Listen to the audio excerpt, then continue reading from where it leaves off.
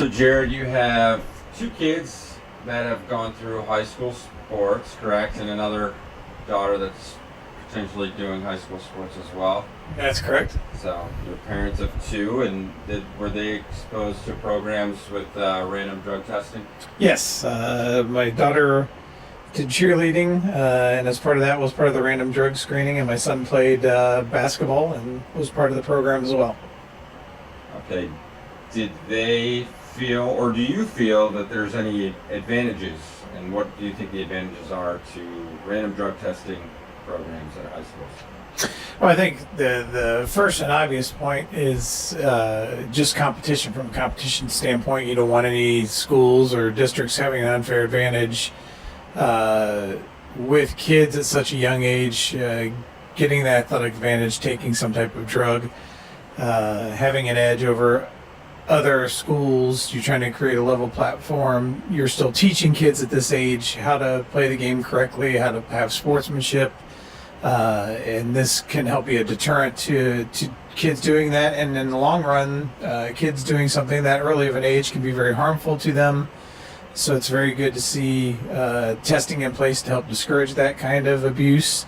In terms of the regular recreational drugs or alcohol, it's good to have those kind of testing involved because it keeps, I look at it as it keeps the kids safe as well. You're overall, you're looking for the well-being of the child because they're still young, under 18 and looking to be, you want to keep them safe in a school setting.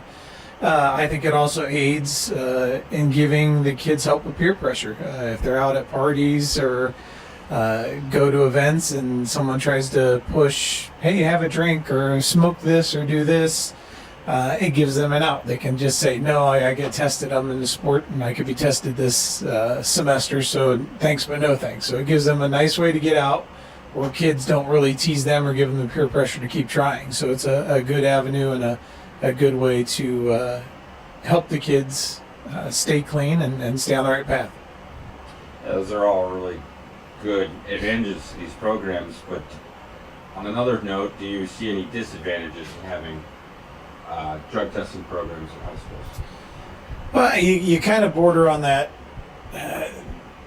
parental rights, your own rights. How much rights does the school district have into your private life? I mean, I could see it's one thing if you're caught doing the drugs or things of that nature on the site of a school, but when you're at home and, some parents may believe that, especially in this day and age with the legalization of marijuana, that, maybe it's being used a little more freely personally at home and you risk that invasion of privacy or those parents' rights to do whatever they want to do within their own household. So what is the reach of a school district and what do they have?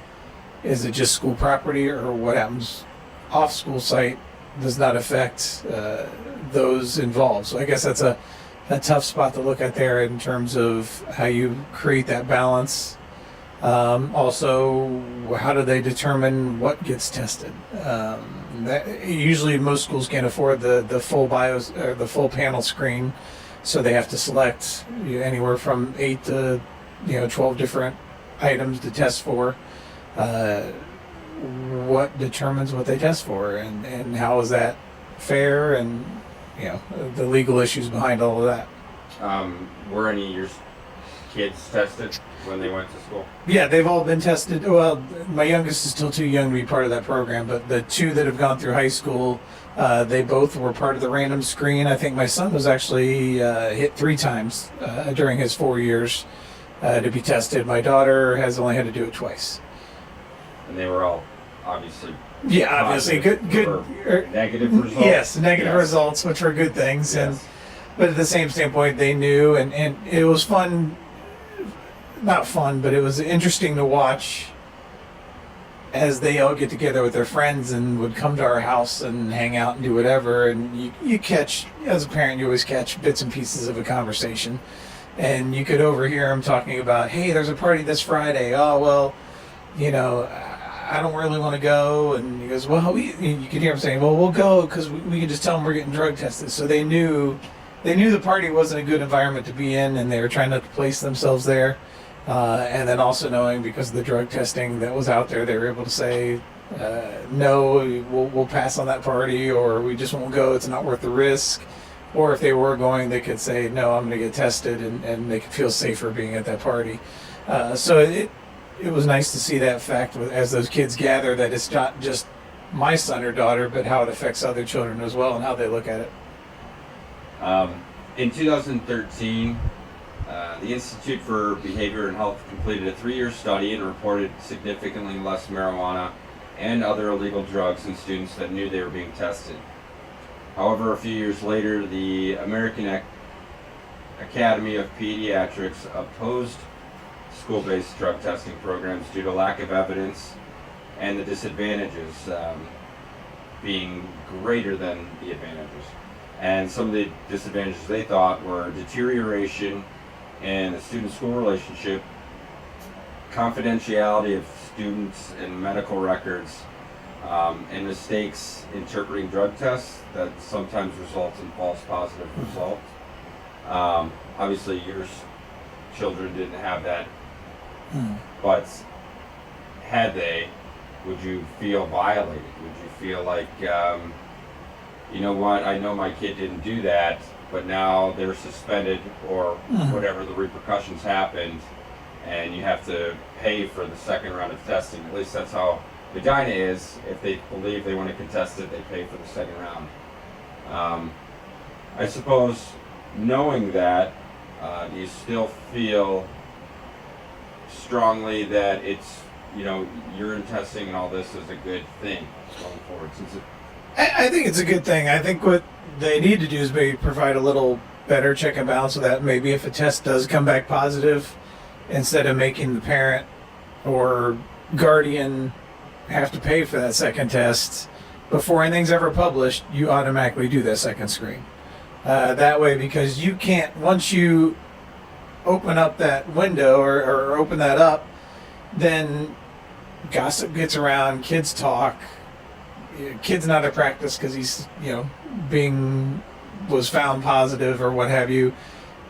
Then that, especially in a high school, word spreads, and it's all about that with kids in that day and age, is living by reputation. And if you taint that reputation on a false positive result, yeah, that's great. Later on you clear their name, but that gossip has already gotten out and it's already spread. So that's hard for that child to overcome in that situation. So I think if they could find a way to be absolutely sure with the test, with the second round of testing, or that way they can go to and say, you've tested positive twice. Unless you can prove with some doctor's excuse or medical reason why you tested positive, then they can go through with the whatever they find in their school policy and plans in terms of... Yeah, absolutely. You want to be very sure before you hurt a child's reputation. Right. Now, you've mentioned a lot of the benefits you feel drug testing has. You think that it should be implemented across the board, most extracurricular activities, beyond athletics. I know some schools even require it for privileges like parking passes. Do you see a benefit to that? I think it can. I think if you do that, then you maybe have to limit what the panel screens are. And I think with testing becoming more and more inexpensive, that might be more of a viable option to keep schools safe, especially with all the different issues kids deal with nowadays. It might help by catching these kids early enough. Maybe there's a child that's not in athletics but is battling depression and is doing drugs or alcohol to withstand that, and that may lead to a safety incident down the road. Maybe they get so depressed and decided, and you see it nowadays with these shootings and things like that in school buildings. You hate to go to that extreme, but if you can do testing to find that out, maybe you catch that child early enough that you can get them help. And the same with any child in any extracurricular. I guess in an extracurricular, the way I look at it is you're representing your school district outside of school hours. So you have to, just like you would in the workplace, if you were working and you're out on a trade show or anything like that, you're still representing your company. You don't want to be drunk or high and representing your company that way. So I think you still need to have that philosophy, even with extracurriculars, because you're a representative of the school district when you're out and about. So I think, and I think it gives those kids a chance too, then to have that same safety net that they're out partying and maybe a little less peer pressure to do that. And I don't see why, like you said, with the parking as well, they're driving motor vehicles. So if you can catch that they're positive or driving impaired, that's something that's for the safety of everyone. I'm going to read off some days, time periods that certain drugs actually stay in your system. So for urine, alcohol's in there for 3 to 5 days, amphetamines 1 to 3 days, cannabis 7 to 30 days, cocaine 3 to 4, codeine 1 day, heroin 3 to 4, LSD 1 to 3, ecstasy 3 to 4, crystal meth 3 to 6, morphine 2 to 3. So basically, most of these drugs are out of your system within a week, besides cannabis, and that's with urine testing. Do you fear that maybe students who aren't using it as an excuse to, avoid these situations like you mentioned, are maybe using it to use harder drugs instead of, knowing that marijuana will stay in their system for 30 days, they're like, oh, I still want to go to that party. You know what, I can't do that, but I'll do something else. Yeah, that could, like alcohol is an example in that situation, I guess, what you're saying, because it only stay in the system for 3 days. But I think at the same standpoint, as long as you can keep the structure in place that they don't know when the test is coming, I mean, they could go to a party on Friday and be tested on Monday. So you'd still fall within that 2 to 3 day window there and test positive. So I think as long as you don't get it set in a structure where you tip off your hand too much as to when the tests are going to be, so the kids know how to play that game, I think that can still keep it safe in that regard, and that you keep them on their toes. And so at any given time, I mean, short of extended breaks such as spring break or Christmas, you can still hopefully police that and kind of keep it controlled a little bit, so maybe they don't take on those harsher drugs. And I think, it's whatever system you get is never going to be perfect. You just try to find the best one, especially when you're dealing with thousands of kids in a school district. You just try to implement the best policy you can and stick with that. On the same note, and I know you said you overheard your children saying things like to avoid the parties and stuff. Have you ever overheard anyone saying something regarding those lines, like, oh, that stays in your system for a while, or if we just drink on Friday night, we'll probably be good by Monday? Yeah, or I'll drink a gallon of water and dilute the system. And, yeah. Kids are going to find ways around it. That's the way it is. But you hope that the deterrent for all of those that may be on the fence, not sure whether they're going to try it, might try it for the first time, what have you, maybe that's enough of a deterrent with the testing that you don't get those. You're still going to have the ones, no matter what you're going to do, they're going to try to find a way to break the system. They're going to try to find a way to take these drugs because that's just what they're going to do. And you you're going to have that as you do this testing. But the hope is you control those that are on the fence, not quite sure, or maybe are just lightly using. It's enough of a deterrent that at this young of an age, hopefully you can get them to stop and take on the right path as they move forward in life. Going back to what you said about the drinking a lot of water and trying to, misguide your drug test. Hair testing is 6 to 10 times more effective than urine testing, but also significantly almost 6 to 10 times more expensive. Do you think it's advantageous for schools to use the most accurate testing, um, even though the cost is so much higher? I would think, I guess going back to what I said a little bit earlier, I think you maybe do the regular screen that is less inexpensive, that is cheaper to do that first round of testing. Then out of that pool, those that test positive, maybe your second screen is that hair. Because you would imagine the number of positives would be under 10%, I would imagine, maybe even 5% or less as you do this. And that's just a guess on my part, but at least then you're not screening everybody at that higher rate. It's just the second screen to totally rule out or get rid of those false positives might be worth the extra money then, because you're dealing with someone's reputation at that standpoint. Yeah, you don't want to screw that up. Yeah. But then obviously it tracks back farther. So there is benefits on the first one being a hair test, considering, that 3 to 5 days,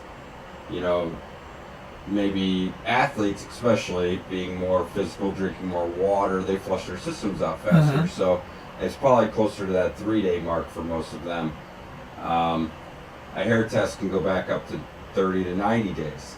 So you don't want to screw them up, but I suppose the very first test, had it be a hair test, you'd probably be able to find a lot of those troubled students more accurately and easier, even before the season starts, Right. Well, and then that's a great point then too, because then if it was during the summer, prime example, and they're playing a winter sport, if it goes back that far, if you're talking August and then you turn around and you're going for a winter sport in November, if that hair sample goes back that far, then technically were they in violation or were they not? They're on their own, they're on summer, and did that, not sticking up for anyone doing any type of drug like that. But then how do you determine the penalty in that case? Because it wasn't done in season or on school grounds. So then what's your case for making the argument for punishment in that regard? So I don't know.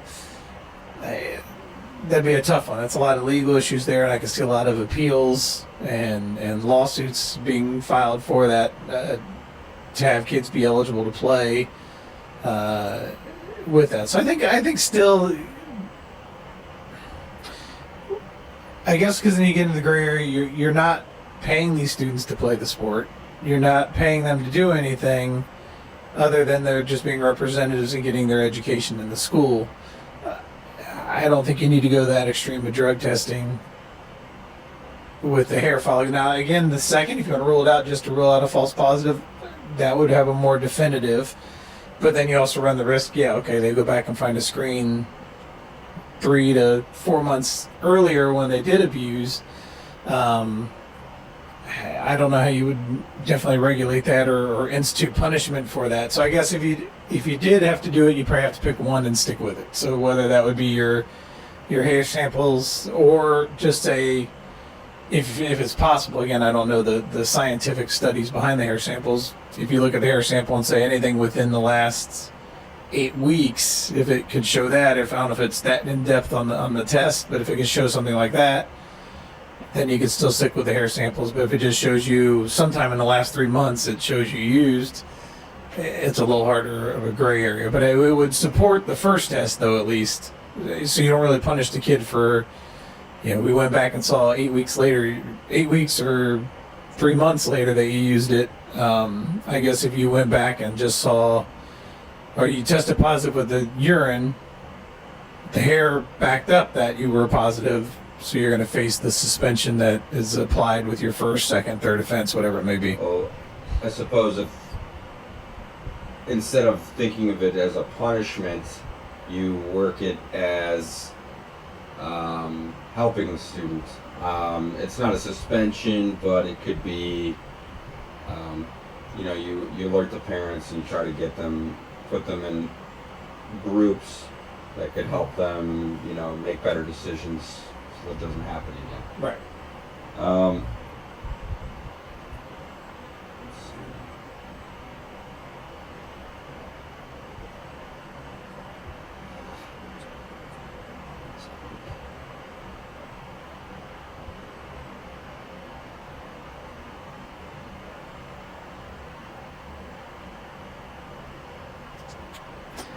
basketball. I think.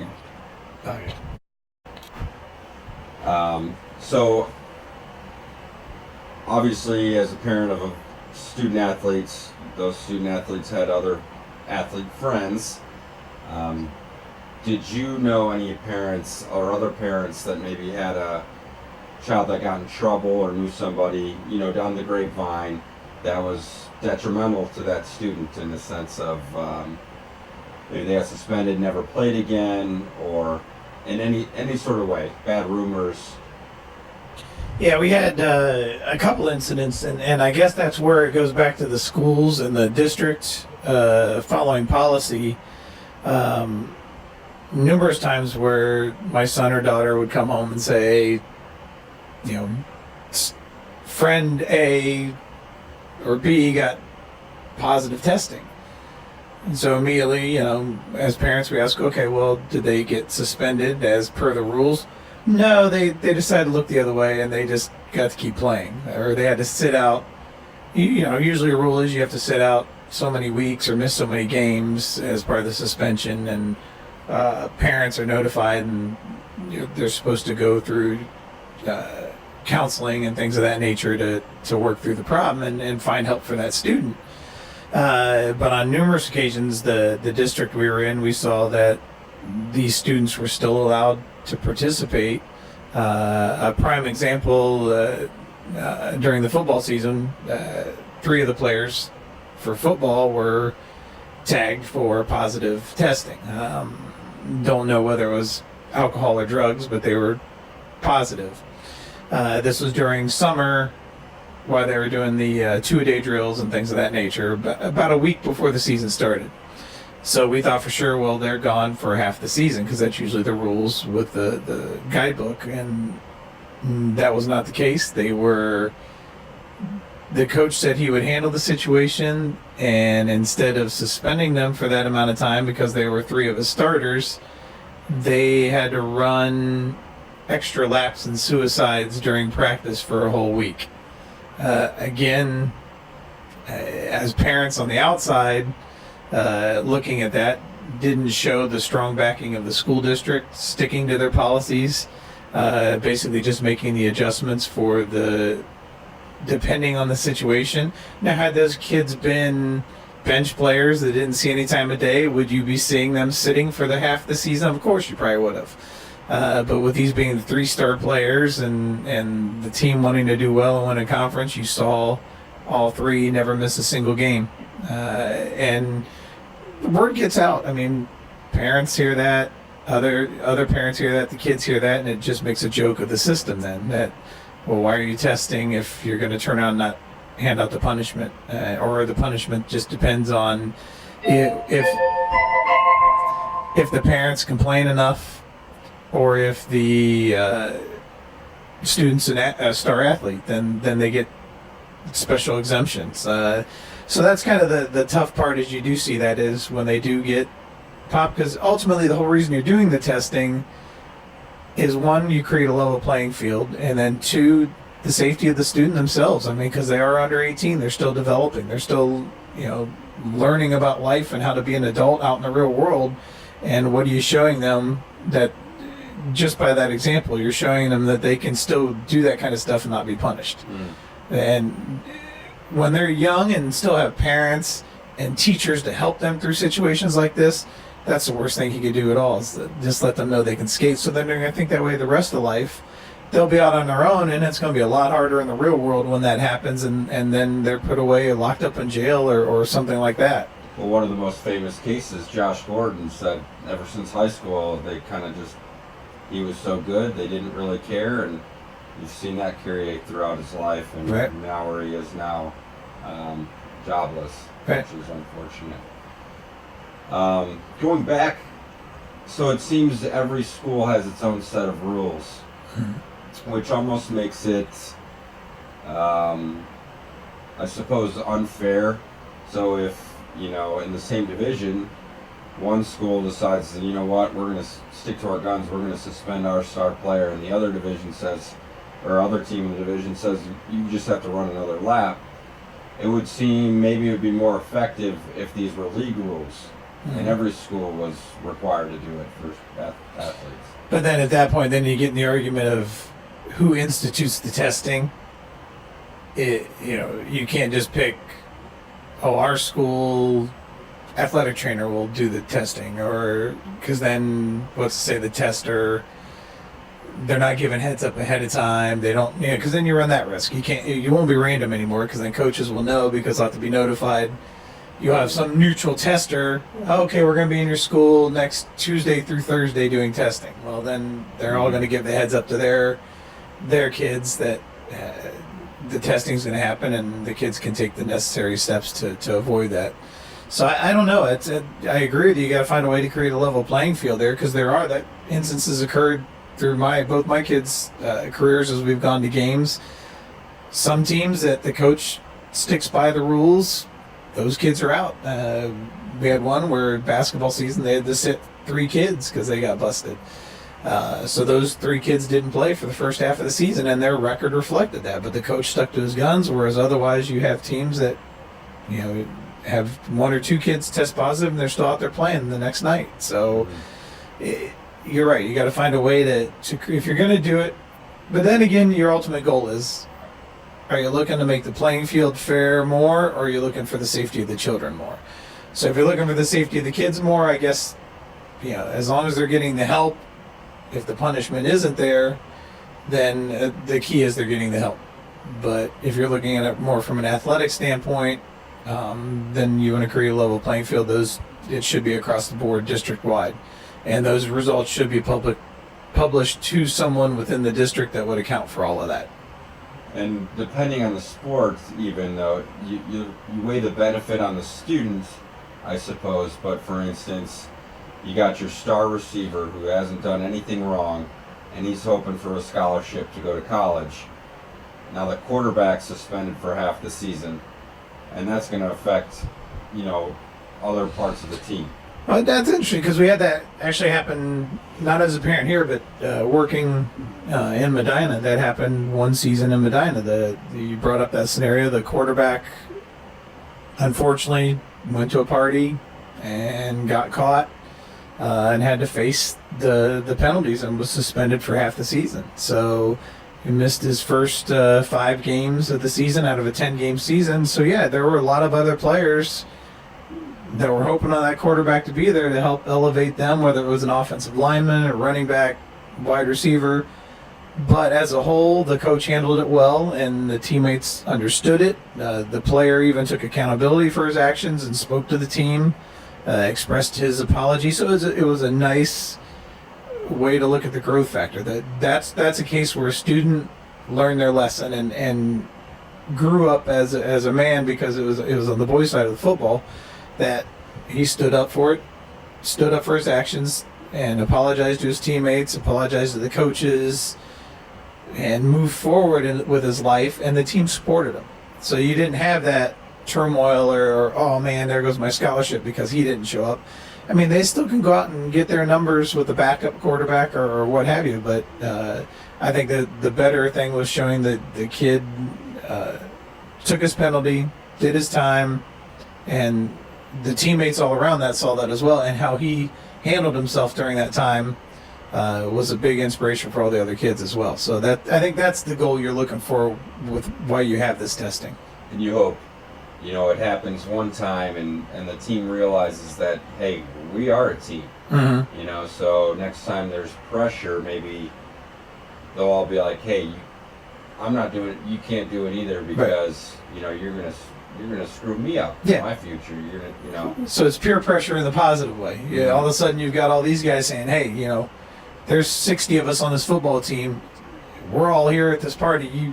You better put that down now, because, we've got a season to look forward to here, and I'm not gonna have you blow it for the rest of us." So that it's kind of that reverse peer pressure, where then you have kids doing that, and that's another positive with having this testing there. So I mean, there are the pros and cons with this, and it's going to continue to be that way, and especially with the ever-changing society, with certain drugs becoming legal and not as frowned upon, and what happens in the home is, technically within any parents or family's rights of what they do, whether that be having a casual glass of wine at dinner, or if they're smoking or partaking in something, that's their right within their own household. But yeah, so I don't know. It's going to be a fine line, and trying to find that balance within districts and communities. It will be is a tough one. It will be a battle that will continue for years to come.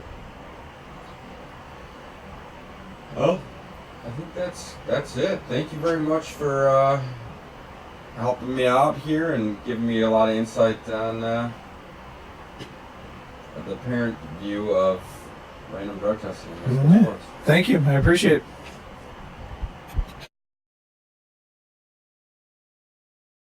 So, Coach Chris Hassner, the Medina Bees boys varsity basketball coach, thanks for taking your time today and being interviewed. No problem.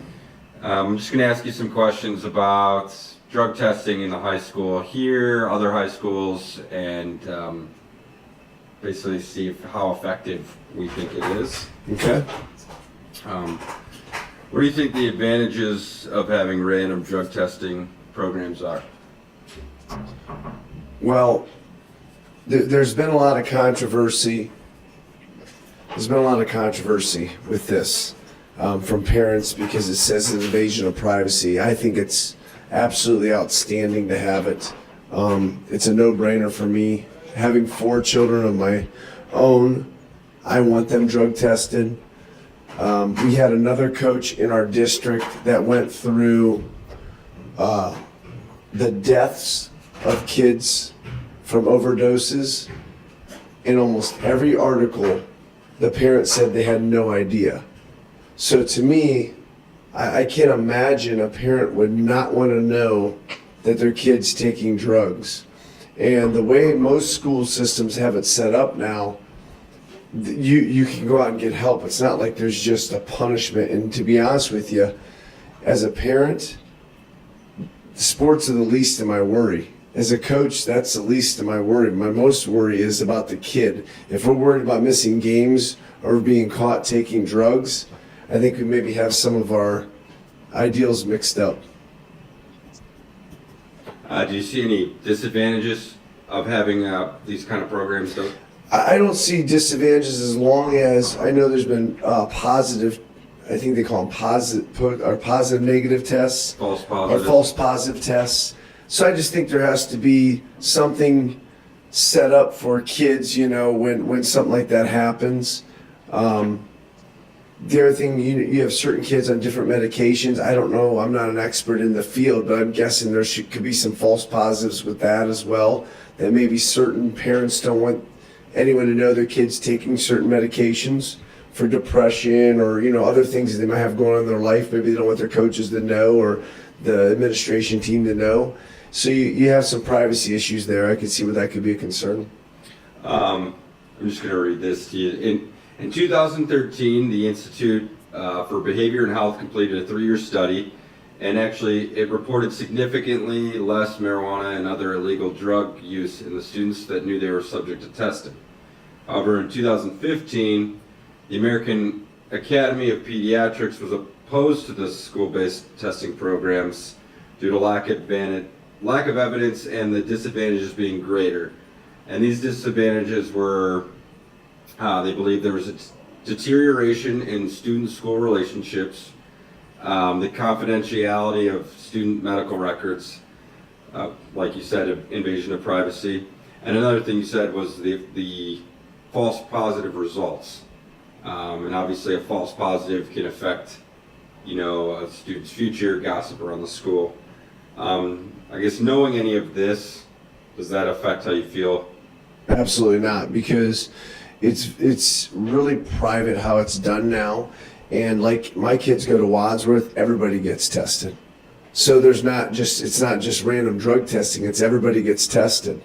And that's what I'd even like to see our school at Medina move to, where everyone gets tested. Forget about the random drug testing. And maybe they test them before the season. The problem is it comes cost. But I'd love to see them do it before the season, during the season, even after the season. And I think it should be all activities.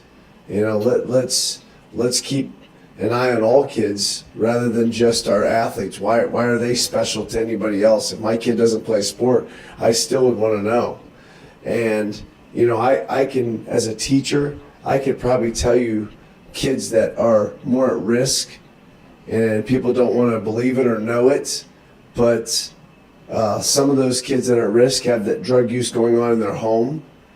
Some kids even tell us that they're allowed to smoke marijuana with their parents, vape, smoke cigarettes, and unfortunately those houses, I think the school system has to get involved and teach kids between right and wrong, because most adults know that that's inappropriate behavior for a kid to be smoking and drinking and vaping at an underage, even if they're under the guidance of their parents, to use illegal drugs. That's completely wrong, and I think that's where the schools need to be part of it. Yeah, I was actually going to my next question was going to be, do you think testing should be implemented to all extracurricular activities? And I know some schools even implement it for parking passes and things like that.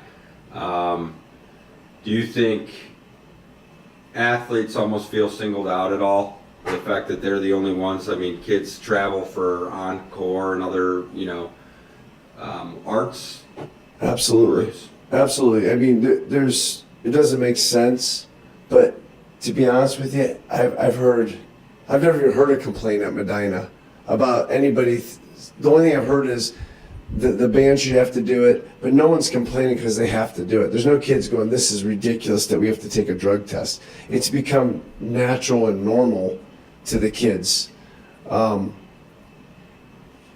it goes back to this. I just can't believe, I mean, there's nothing good about drugs, let's be honest with you. It's to impair the way you think or act or feel. It might make you feel more comfortable in situations, but that isn't school. I mean, I just don't understand how people could think that it's a bad thing to drug test when we're helping a kid from numbing himself from the reality that he's dealing with. Like this is a chance to find out that a kid's putting something in their body to cover up for a lack of something else. Whether, you know, people overeat, they take drugs, they drink, they smoke. They do that not because it tastes good or it's good the first time you puff on a cigarette. It's because of the numbing effect that it gives you. So we're trying to find out kids that are using these variables to make them feel better. That's a problem and an issue. We have to figure out why that is.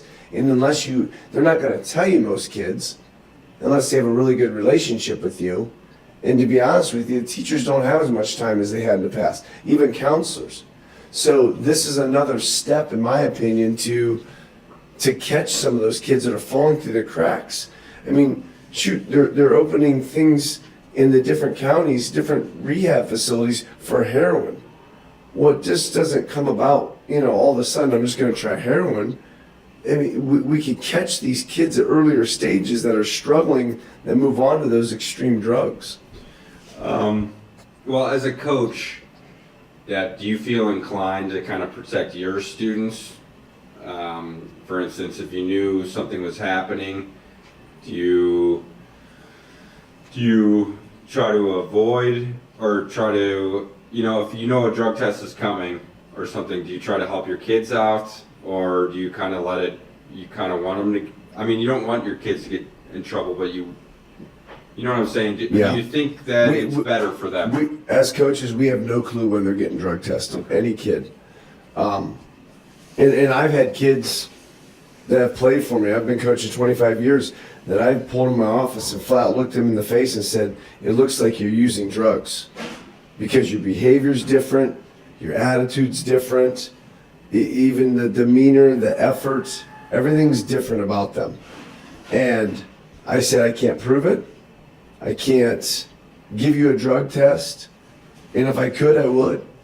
Because we're talking about a kid's life here. Not the basketball is secondary, everything else is secondary. I mean, for a kid to be using that much that we can see their behavior change, there's a problem. It's not like it's just a one-time use. It's something that's probably being used over and over again. That's an issue and a problem. So if we don't do drug testing, my question to those people would be, So how do you figure those things out? You can't say go ask them. They're not going to tell you. I mean, we all lied to our parents growing up, right? We all lied to them. We didn't go, hey, Mom, Dad, I went out and drank tonight. I went out and smoked weed or, took acid or whatever it may be. You don't tell your parents that. You don't tell adults that. Somehow you have to get caught and found out. That's how your behavior's changed. Well, this is a safe way, and the schools have it set up now where there's different things. If you know you're doing it and using it, you can turn yourself in. There's no punishment, but they get you help. Either way, any way that you are caught now in schools, there's systems set up to give you help immediately for your issue and your problem. Do you feel, you obviously feel very strongly that it's great and you support it and you're going to follow the district's policy of suspension or whatever, criteria they meet. Do you feel other districts are doing the same? Well, first of all, I don't necessarily agree with our district's punishment for the crime. I don't necessarily believe that because, my dad and I go round and round. We kind of have the same philosophy of this. Why should a home? I know you're part of a school and but like if a kid gets in trouble and smokes on a weekend and he's just a regular student, why should it be a punishment at school? That's not in school. Sometimes I think our schools go way too far overboard and get involved in parenting and everything else outside of school. I'm not sure that I agree with all the policies that we have in line with regarding a punishment to drug use or alcohol use or tobacco use. I don't necessarily agree with that. But there has to be some consequence. I think especially kids for my sport, we have a platform in our community because of our sport. We're really looked upon by youth, by community members, so I think we're held to a higher standard. So I think there should be some punishment. Now, with that being said, a kid comes to me and says, Coach, I'm struggling. I can't quit marijuana. I can't, I've been hitting acid. I need help. I'm not sure there should be any punishment for the kid. He's reaching out. He's asking for help. And some of those kids, because what people don't understand is their home life is so bad. This is their family. This is their home. So you take any of that part away, it could be worse. So imagine taking medication away from a person that's using it to cope with something. Well, they can't go cold turkey. So you're going to take away their sport completely and go cold turkey? The only thing that they have going on that's positive in their life? So that's where I say the rules tend to get blurry for me. I don't think you also, I know you have to have specific rules, but I'm not sure you have the same rules for everybody because not every situation is the same. From more of an athletic standpoint, do you feel it should be district-wide, or not district-wide, division-wide? Do you feel like some schools having lax policies and some schools, for instance, if one of your students got popped for using drugs, I believe they have to miss 40% of the games or something like that. And, that happens here. But in another school, maybe they get popped for using drugs and they're like, you know what? This guy's our star player. He's going to run an extra lap. Now, do you feel like that, is that's obviously not necessarily fair. I might have felt that way when I was a younger coach. Like I said, this is 25 years. Now, the game is, trust me, I'm the most competitive. I love my sport. But now I'm like, I feel sorry for those schools that do that. I feel better about our situation where we're getting a kid help when we have, things set up for kids to get help. I almost feel bad for that kid in those other programs. And if you lose a game because of that, you lose a game. It's just so minor compared to what we're really dealing with, the issue we're really dealing with. Have you ever encountered a false positive happening here? Actually, I did. I have not, but my one friend that has a kid here did. They retested her, and perfectly fine. Okay. And she didn't suffer any penalties before that? No. my next question is going towards the differences between hair testing and urine testing. Obviously, hair testing goes back way farther. It's significantly more accurate and harder to cheat. You said the hair testing The is? hair testing does, but it's way more expensive on the district. For instance, for urine, alcohol's in your urine for 3 to 5 days, amphetamines 1 to 3, cannabis 7 to 30, cocaine 3 to 4, heroin 3 to 4, ecstasy 3 to 4. So basically everything's in your system pretty much less than a week besides, marijuana. Do you think that knowing this and kids knowing this, that maybe they'd be inclined to use harder drugs? Absolutely. Kids are going to do what they can get away with.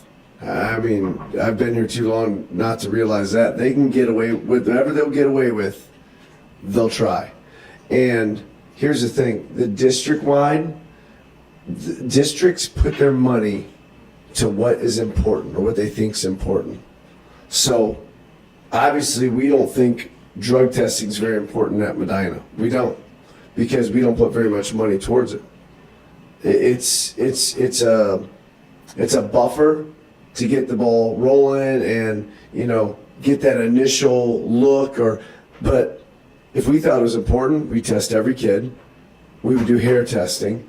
But the community, I don't think it thinks is very important, because if you did something like that, there's so many repercussions to throwing money towards just all kids get drug tested and here's how we're going to do it.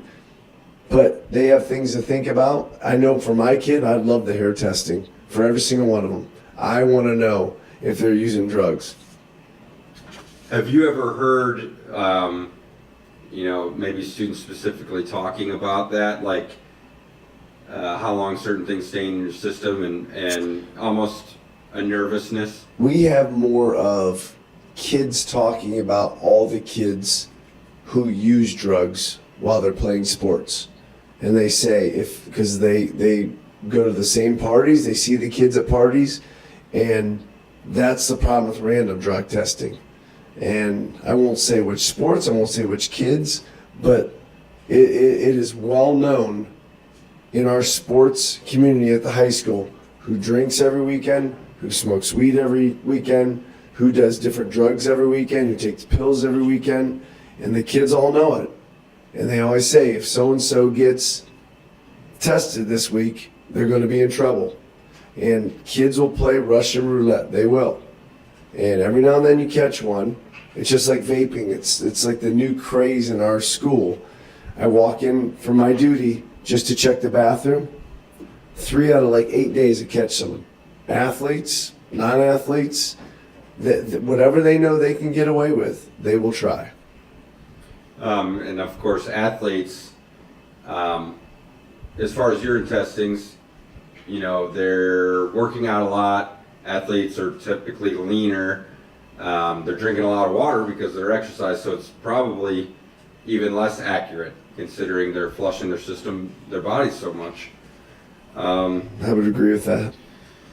Which is unfortunate, but they're also athletes get injured more than a regular student would, so they're going to be prescribed to things, so they're almost more, so I assume I would imagine this is why they're testing only starting with athletes, probably because they're higher at risk as far as that goes. I mean, being prescribed some kind of codeine and then having a hard time getting rid of it. That's actually a good question. I'd like to ask the district that. Why do we test athletes? What's the purpose? What's the reason that? Because I don't even know that. Mm-hmm. I mean, and I know other programs they do overnight trips and stuff, and they're not being tested. So it kind of feels like maybe as a coach, your kids are being singled out. Yeah. Have you ever? Let me see here. Just 1 second.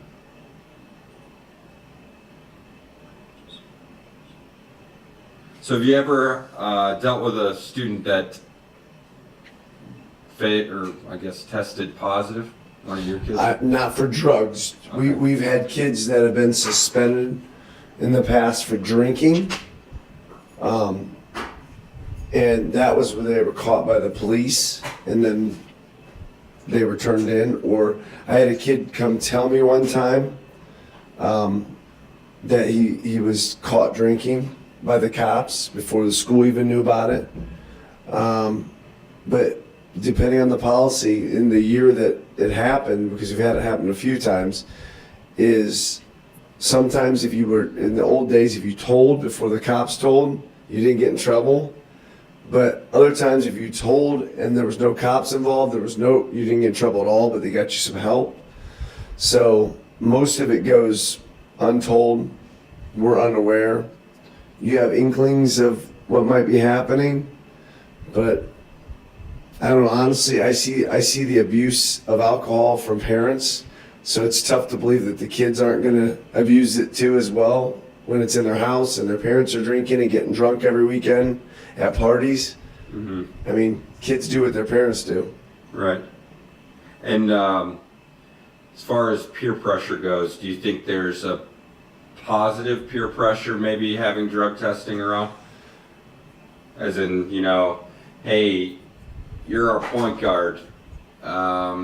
My game's going to suffer a little bit if you get popped for a drug test, and you're hurting my future as well. We talk about that in basketball at the beginning of the year about how you're making a commitment to your teammates, to yourself, to your family, to our program. I'd be naive to think that nobody drinks or has smoked weed or done some type of drug while they're on the basketball team.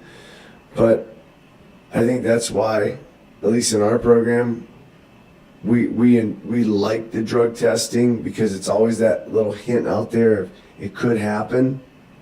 But also there's the peer pressure on our kids that are constantly. I know my son's a captain on our team.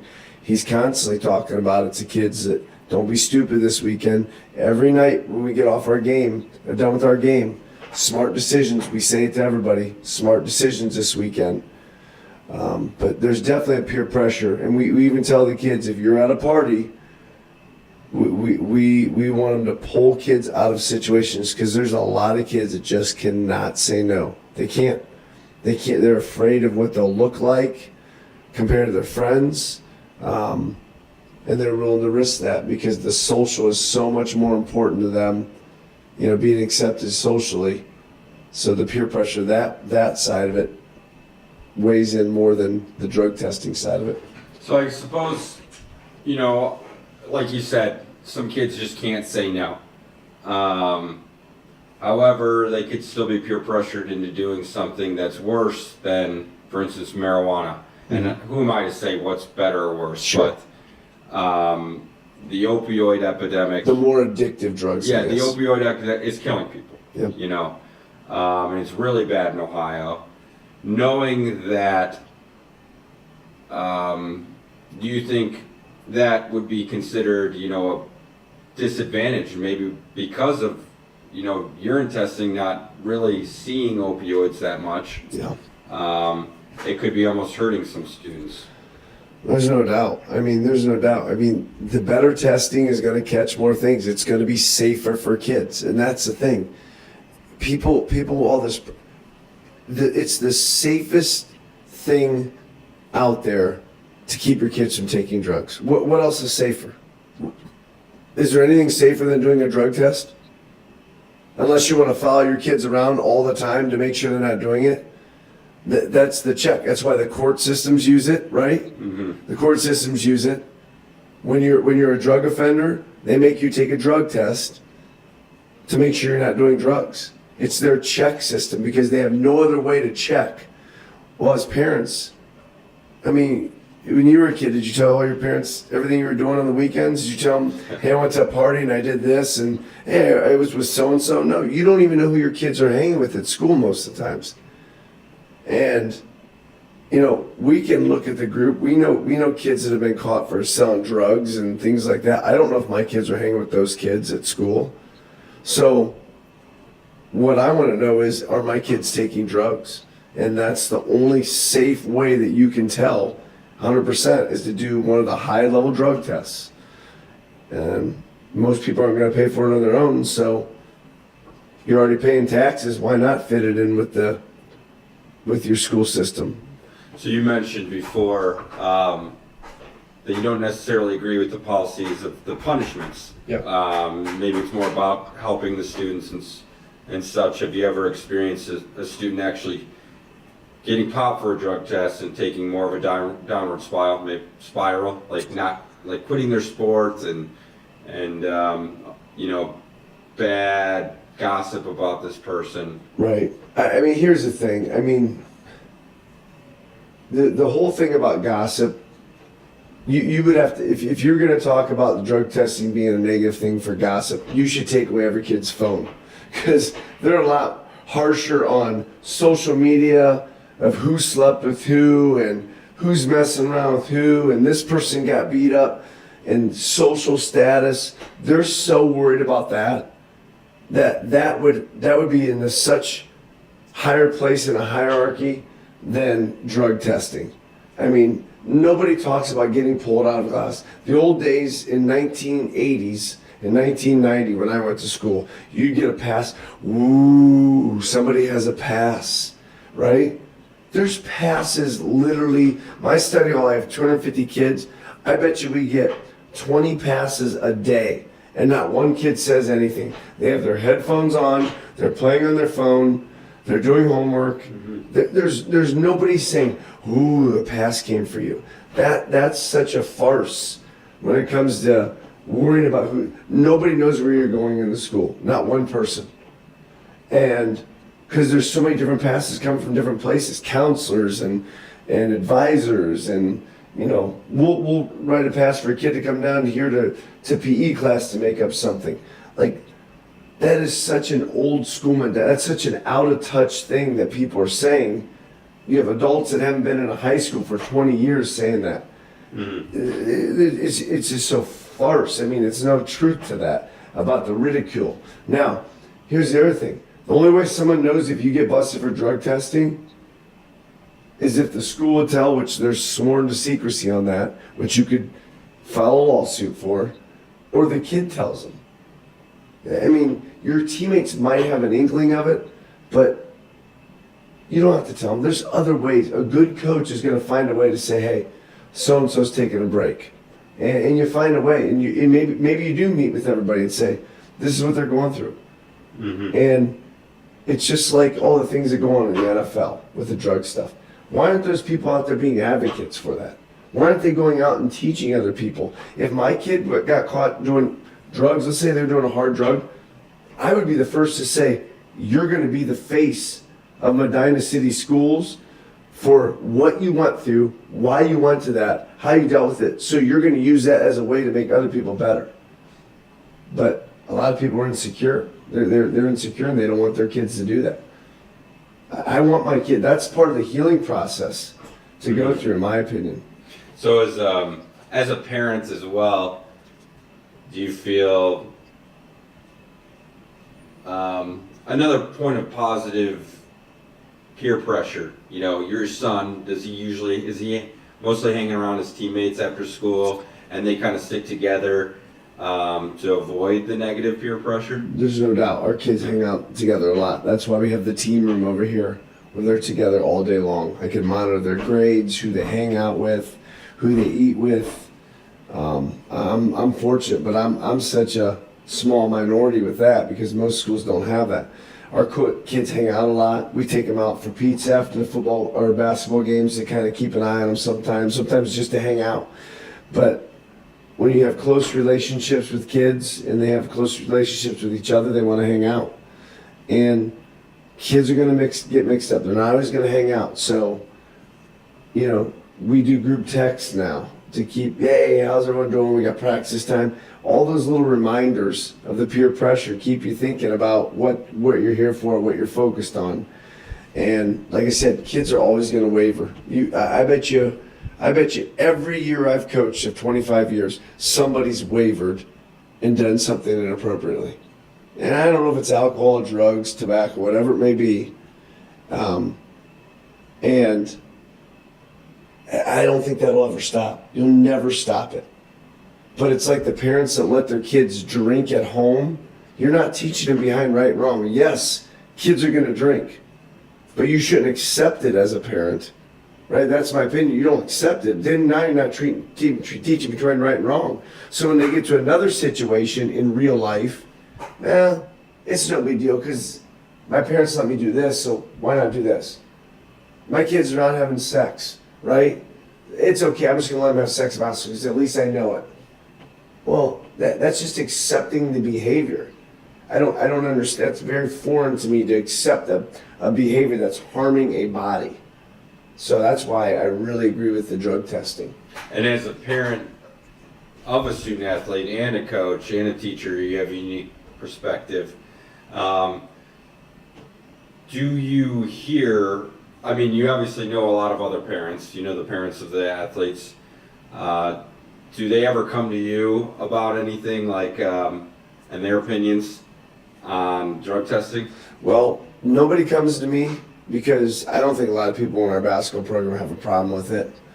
We have really good parents who really do that care and I think know what the outcomes of a positive or negative drug test is. I mean, they know that's helping their kid along the way.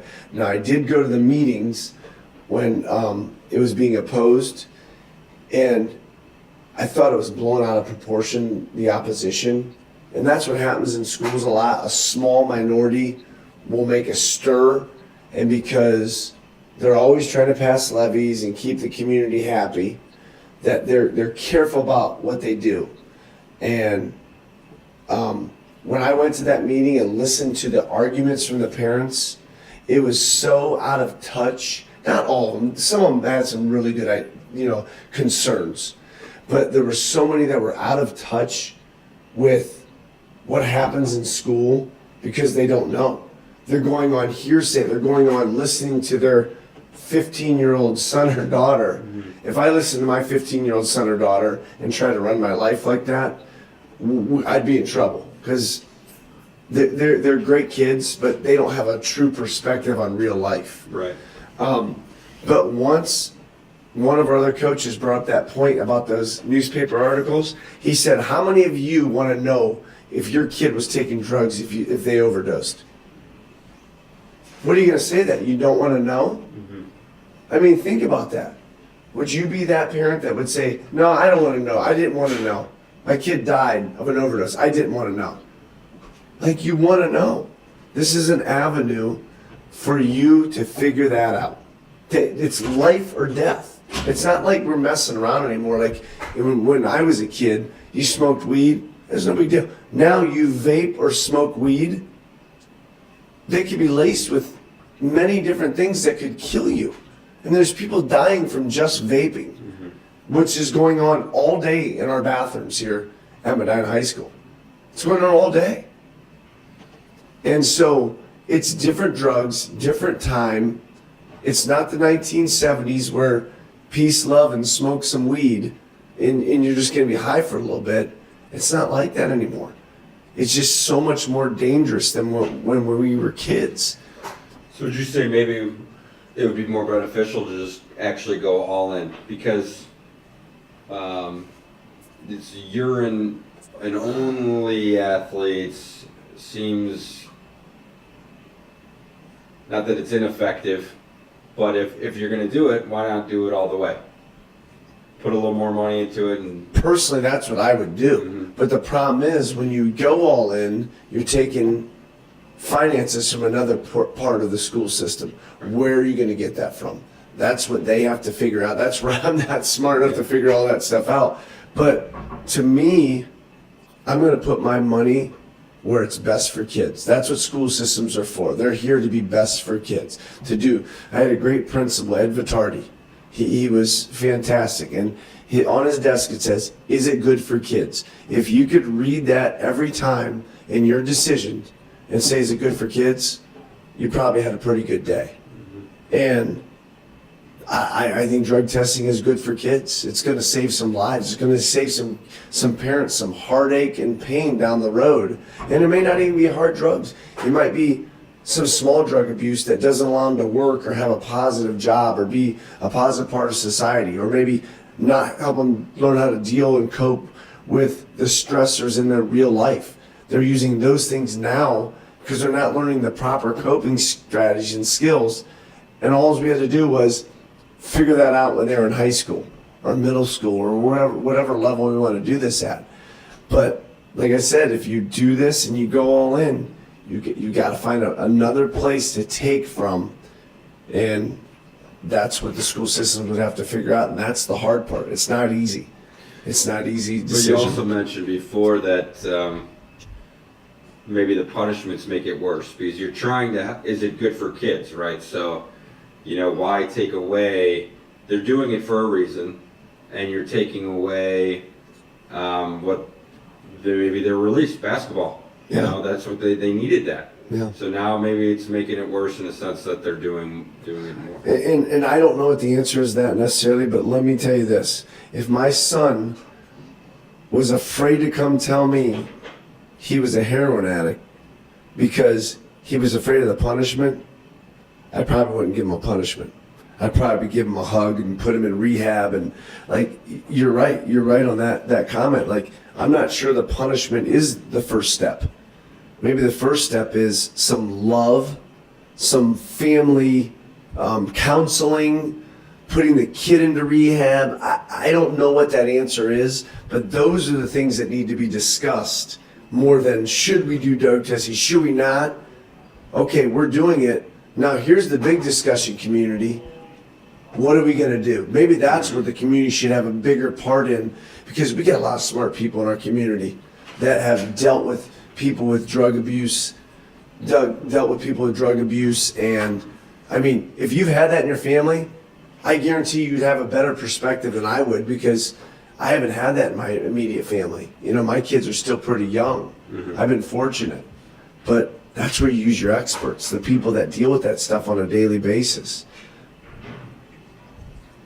Yeah, I think that's a great point. That seems to be probably the biggest issues right there. Where we're the first step's good for kids, but is the second step good for kids when they're actually in trouble? And that's where it just needs discussion. It needs some people that have been there before, because I haven't. I know what I think because I've coached 25 years, but that's another thing. Like, nobody talked to the coaches when they made these decisions. We all agreed with it. And then I think when the coaches went into that big meeting with the community and told our perspective, we see those kids every day. Like, I spend more time with most people's kids than they do. I'm with them, especially a kid that I have in class. We have kids a couple times in class. And I have them after school, and you're with them a lot of times. I'm with other people's kids more than I am my kids. So I want people that are with my kids a lot to help make some decisions, because they see my kids. They know what my kids are doing. I don't know what my kids are doing for 6 hours a day. Mm-hmm. I can tell you what they do at home.